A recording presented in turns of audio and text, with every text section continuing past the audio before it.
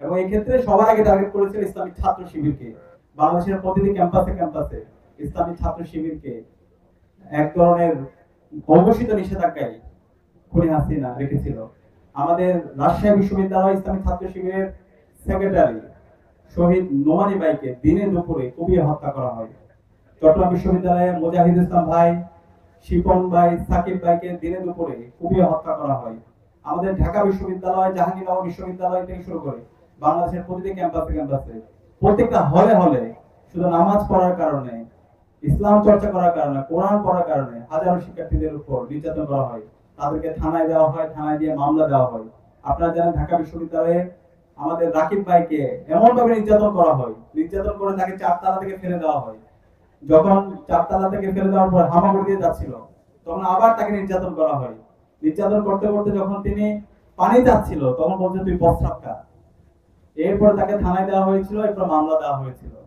এভাবে প্রত্যেকটা বিশ্ববিদ্যালয়ে ছাত্রলীগের সন্ত্রাসীরা, খুনি হাসিনার যে প্রশাসন প্রতিটি ক্যাম্পাস গুলোকে এক একটা কনসেন্ট্রেশন ক্যাম্প বানিয়েছিল শিক্ষার্থীদের নির্যাতন নিপীড়ন। তো 13 সালে আপনাদের মনে থাকার কথা, অনেক বড় বড় আন্দোলন হয়েছে। 13 সালে ফেসিবাদ বিরোধী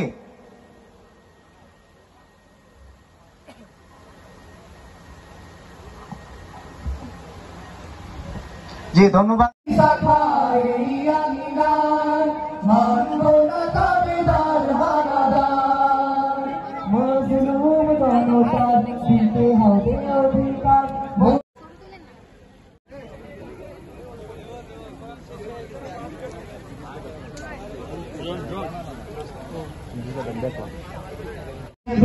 এই প্রোগ্রামের তারিখ এবং শিডিউল নির্ধারণ করা হয়েছে। আমরা শিক্ষার্থী ভাই বোনদের কাছে একটু জানতে চাই, আপনাদের দুপুরে খাবার কি খাওয়া হয়েছে? তো আমি মূল কথায় প্রবেশ করি। আজকে বাংলাদেশ ইসলামী ছাত্র শিবির এই একটি কোরআনের মাধ্যমে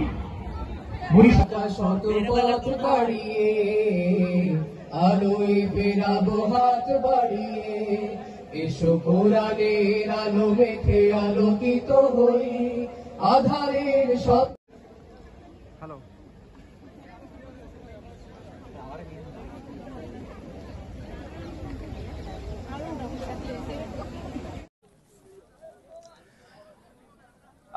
তো আমি বলছিলাম যে বরিশাল বিশ্ববিদ্যালয়ে এই যে ইসলামী ছাত্র শিবির এসে আমি আন্তরিকভাবে ধন্যবাদ জানাই এবং আমার কাছে আসলে এটা খুব ভালো লেগেছে। আমার বন্ধু বান্ধব সবাই এসেছি আমরা, আমাদের আগামীকাল পরীক্ষা, তারপর পরীক্ষা রেখে আমরা আসলে এই অনুষ্ঠান হচ্ছে আমরা ধরে রাখতে পারিনি, আমরা চলে আসছি। আমরা এই অনুষ্ঠানে এখন ততক্ষণ আমরা সম্পূর্ণ সময়টা থাকবো ইনশাআল্লাহ। তো ধন্যবাদ।